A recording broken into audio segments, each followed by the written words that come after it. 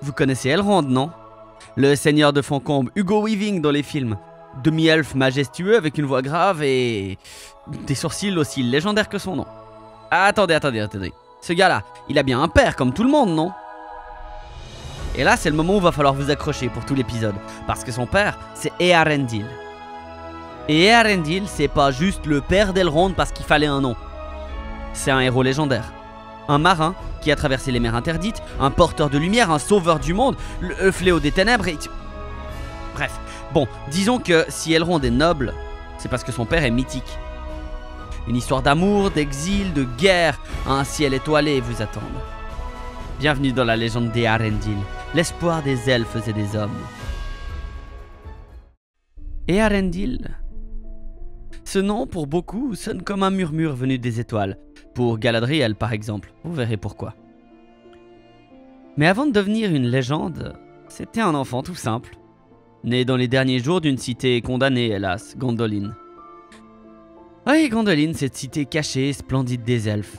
J'ai raconté toute son histoire dans une petite double vidéo. Si vous avez manqué ça, foncez, c'est en fiche. Eärendil, c'est le fils de Tuor, des humains, et d'Idril Celebrimbor, la fille du roi Turgon, seigneur elfe de Gondolin. Il est donc à la croisée de deux mondes, le sang des hommes, la lumière des elfes. Quand la ville tomba sous les flammes des Balrogs et des machines de guerre de Morgoth, Eärendil n'avait que 7 ans. Et ce jour-là, on a bien failli avoir aucune légende. Il échappa de justesse à son cousin Maeglin, ce traître rongé par la jalousie, par les ténèbres. Il fut sauvé par Endor, un vieux serviteur, qui le porta sur ses épaules à travers la cité en feu. Plus tard, dans la vallée verdoyante de Nantathren, alors que les survivants pleuraient la chute de leur maison, quelque chose d'ancien s'éveilla. Là, près des eaux bénies d'Ulmo, le Vala des mers, Tuor sentit naître en lui le désir de l'océan, et ce feu s'alluma aussi dans le cœur de son fils. Eärendil regardait l'horizon. Il rêvait déjà de partir. Peut-être que ce soir-là, il a vu le destin qui serait le sien. Par la suite, Eärendil vécut en Arvernien, tout près des havres du Sirion, le dernier refuge à la lisière du monde, là où les elfes et les hommes brisés avaient trouvé un semblant de paix.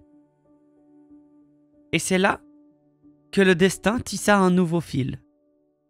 Eärendil rencontra puis épousa Elwing, elle-même fille de Dior, fils de Beren et Luthien. Ouais, vous avez bien entendu.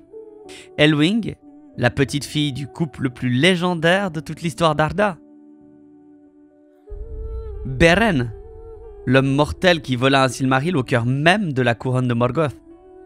Luthien, l'elfe qui charma la mort pour le sauver. Un jour promis, on prendra le temps et je vous raconterai leur histoire. Elle est incroyable. Je vous la raconterai comme il se doit, vraiment on prendra le temps. Bref, de cette union naquirent 2 fils, Elrond et Elros. Oui, Elrond, celui que vous connaissez, qui deviendra le seigneur de Foncombe. Et Elros, son frère jumeau, celui qui choisira un autre destin. Mais ça, c'est pour plus tard, si vous ne connaissez pas déjà son histoire. Les années passèrent alors en Arvernien, et le cœur d'Eärendil, lui, restait tourné vers l'horizon. Il construisit un navire, avec l'aide du légendaire Círdan, le charpentier, celui-là même qu'on retrouvera des siècles plus tard au Havre Gris. Son navire, Vingilote, ou Vingilot, la fleur d'écume, fut bâti pour affronter des mers que nul mortel n'avait jamais traversées. Car Eärendil avait 2 buts, 2 rêves bien brûlants dans son esprit. Le premier, retrouver ses parents. Tuor et Idril avaient disparu en mer vers l'ouest depuis quelque temps, dans une quête de paix dont nul ne revient jamais. Le second, trouver Aman, le continent sacré, pour supplier les Valar, les puissances de l'ouest, de sauver la terre du milieu de l'ombre grandissante de Morgoth. Alors après un long moment de préparation, d'entraînement, il prit la mer. Il partit seul. Il laissa derrière lui Elwing et leurs 2 enfants. Mais il ignorait encore ce que le destin réservait à ceux qu'il aimait. Car à Arvernien brillait toujours l'un des Silmarils.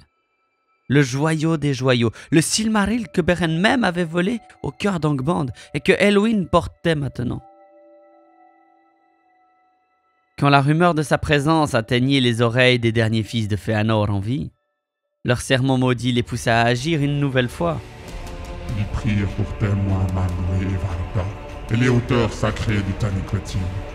Ils jurèrent de poursuivre de leur haine et de leur vengeance jusqu'aux confins du monde tout Valar, démon, elfe, tout homme ou tout être encore à naître, toute créature grande ou petite, bonne ou mauvaise, qui pourrait venir au monde jusqu'à la fin des temps et qui aurait un Silmaril en sa possession. Les fils de Fëanor vinrent du nord. Ils attaquèrent Arvernian. Ce fut un massacre. Mais Elwing, plutôt que d'abandonner le Silmaril ou de se rendre, se jeta dans les flots de la Grande Mer. Elle sauta avec le joyau. Et la mer ce soir-là devint silence. Quand Elwing, englouti par les flots, sombra dans l'abîme avec le feu sacré du Silmaril contre sa poitrine, nul ne crut jamais la revoir. Mais les profondeurs avaient une oreille tendre, et Ulmo, le seigneur des eaux, entendit le chant muet d'une femme prête à tout pour ne pas céder au mal. Alors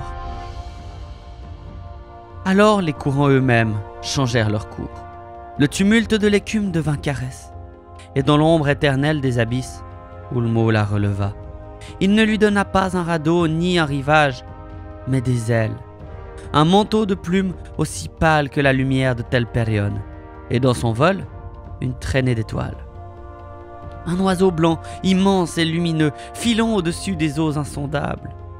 Sur sa poitrine, le Silmaril brillait comme l'astre d'un autre monde. Il ne la brûlait pas, cependant. Il l'illuminait, il la guidait, et elle s'éleva portée non par le vent, mais par l'amour pour son mari perdu en mer. Son cœur ne battait que pour Eärendil, perdu dans l'immensité, quelque part sur un navire sans aucun rivage. Et lui, seul à la proue du Vingilot, vit cette forme approcher, déchirant la nuit comme un feu des anciens temps. Un nuage d'argent sous la lune, une étoile tombait trop lentement, une flamme blanche venue danser avec la tempête. Il leva les yeux, et son cœur sembla comprendre, bien que sa raison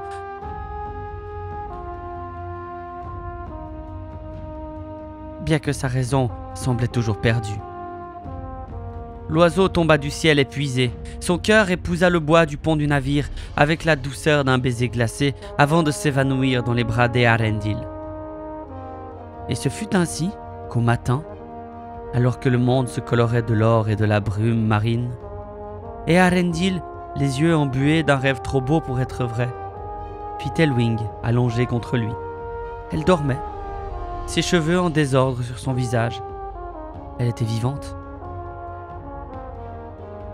Lorsque les vagues eurent enfin livré Elwing à ses bras et que l'amour eut surmonté l'abîme, Eärendil comprit que son errance touchait à sa fin. Non parce qu'il avait trouvé la paix, mais parce que la paix devait être cherchée ailleurs, là où le destin du monde se jouait encore, étouffé sous l'ombre d'un ancien Vala déchu, Morgoth. Alors Eärendil ceignit le Silmaril à son front et se tint à la proue de son navire, les embruns dans les yeux et les poumons remplis du vent salé. Les vents changèrent. Les étoiles elles-mêmes semblaient se pencher pour observer le navire aux flancs argentés, Vingilot, glissant sur les mers interdites, plus loin, toujours plus loin vers l'ouest. Et un soir, au terme d'un voyage que nul mortel n'avait jamais osé accomplir, ils virent les rivages de Valinor. La terre des bénis, le royaume scellé interdit de tous les hommes. Mais Eärendil, fils d'un homme, petit-fils d'un roi des elfes, posa le pied sur ces rivages. Premier d'entre tous, dernier.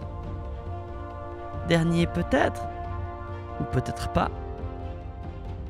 Il ne vint pas les mains pleines de richesses, ni le cœur gonflé d'orgueil. Il venait au nom des elfes, au nom des hommes, des vivants en fait. Et face aux Valar, ces puissances antiques nées avant le monde, il se tint debout, petit, fragile, mais animé d'un feu que ni Morgoth ni la mer n'avaient réussi à éteindre. Il parla alors longuement, pas de lui ou de ses faits et gestes, pas de vengeance, non, non, mais du monde blessé, des peuples traqués, des cités ruinées, des champs étouffés sous les gravats et des pleurs alors qu'ils se rappelaient la fuite de Gondolin. Et les Valar écoutèrent. Eux qui n'avaient pas bougé pour les Noldor, ni pour Nargothrond, ni pour Gondolin, ni pour Beren, ni pour Beleriand, ni pour le monde tout entier. Eux qui avaient vu l'ombre grandir et étaient restés muets. Mais ce jour-là, ils répondirent, et Arendil aurait dû mourir. Car aucun homme, aucun vaisseau n'était censé atteindre Aman sans en payer le prix. Mais Manwë, le plus haut des Valar, vit clair dans le cœur du marin. Il ne venait pas pour mendier la clémence pour lui-même, il venait implorer le salut des autres. Et pour ça, il fut épargné. Alors là, il se posa la question que nul n'avait encore soulevée. Et Arendil, il appartient à quel peuple? Les hommes ou les elfes? Et Elwing et leurs enfants?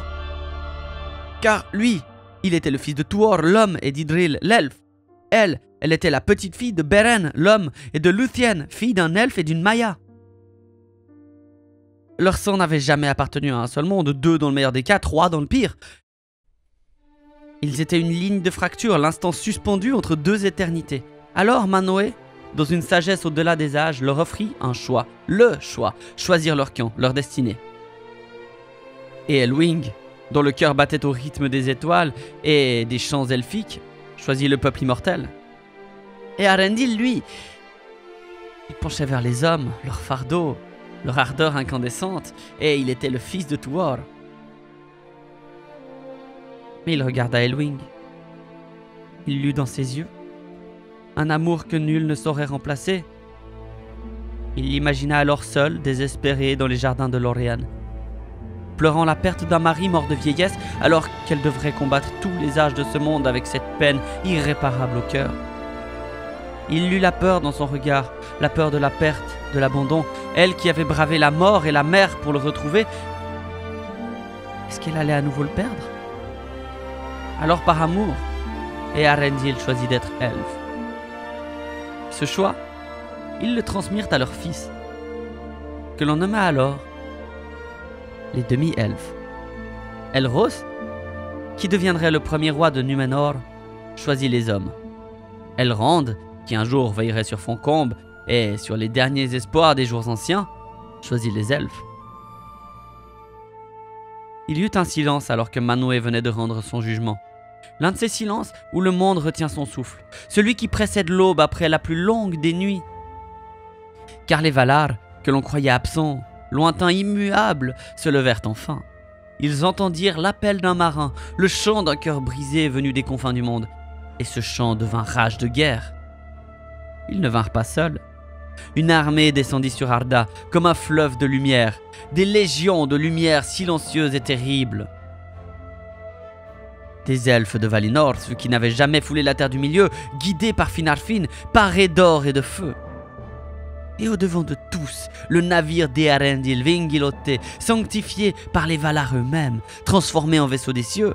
On dit qu'il fut rempli d'une flamme blanche bénie par Varda elle-même, si pure qu'elle pouvait transpercer les ténèbres comme l'éclair fend la tempête, comme l'acier fend la chair. Et Eärendil le marin, le père, le héros des peuples, prit le ciel d'assaut, le Silmaril attaché à son front, tel un astre nouveau dans l'obscurité millénaire. En bas, sur les champs de Beleriand, le monde fut brisé, le tonnerre des Valar écrasa les armées de Morgoth. Les montagnes furent fendues, les rivières changeaient leur cours, les flammes du sud rencontrèrent les glaces du nord, les cieux devinrent cendres. Et dans les airs, Eärendil guida les aigles de Manwë.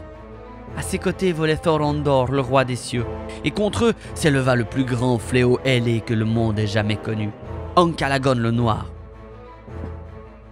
Ce dragon était l'ultime fruit des cauchemars de Morgoth. Il était l'ombre de Glaurung multiplié par 1000. Un ouragan de feu et de haine, aussi large que plusieurs montagnes. Le Vingilote semblait si pâle, comme un arbre de lumière seul face à un ouragan, et pourtant Eärendil le terrassa. Dans un combat dantesque parmi les nuages déchirés, il le frappa à mort à multiples reprises, et le corps d'Ankalagon s'écrasa sur le Tangorodrim, brisant les tours volcaniques que Morgoth avait dressées comme un trône en même temps que ses rêves. Ce fut la fin. Morgoth fut jeté à terre, brisé, réduit à ce qu'il était réellement, une ombre creuse, une carcasse. Les Silmarils lui furent pris de sa couronne. Aolé, le forgeron des puissances, avait créé il y a longtemps Angainor, une chaîne bénie dont la volonté divine était faite pour retenir Morgoth. Et avec elle, le Seigneur des Ténèbres fut lié une nouvelle fois. Plus de ruse, plus d'échappatoire, il fut banni hors du monde, jeté dans le vide au-delà du temps. Mais la victoire eut un prix, car le Beleriand, cœur du premier âge, fut dévasté. Ses terres s'enfoncèrent dans la mer, ses forêts disparurent, ses cités devinrent toutes des ruines englouties. Le champ du monde avait changé, et dans le ciel, une étoile brillait toujours. C'était Arendil, naviguant éternellement dans les cieux, portant le Silmaril sur son front, guidant les marins perdus, rappelant au peuple de la Terre du Milieu que même dans l'obscurité la plus totale, une lumière peut subsister.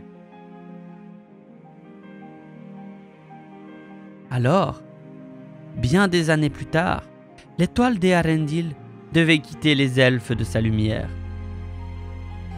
Un soir, cette lumière fut captée dans les eaux d'une source bénie en Lothlórien et montée dans un cristal pur par Galadriel elle-même. Ce cristal de lumière fut par la suite offert à Frodo Sake, et à plusieurs reprises, la douce lumière d'Eärendil sauva Frodo et Sam d'un destin autrement très sombre.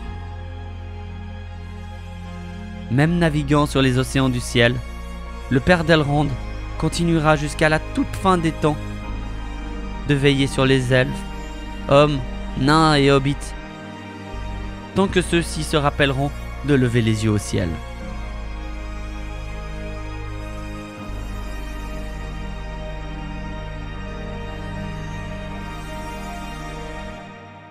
Merci d'avoir suivi l'histoire d'Eärendil. Si vous la connaissiez déjà, quel était votre passage préféré de son histoire? Pareil si vous la connaissiez pas en fait. Peut-être quelque chose que j'ai passé sous silence. Parce que oui, il reste pas mal à raconter. Je vous laisse le plaisir de lire son histoire. N'hésitez pas à me soutenir sur Tipeee, sur Twitch et partout ailleurs si vous le souhaitez. Merci pour tout, merci d'être là et à très bientôt en Terre du Milieu. Ciao!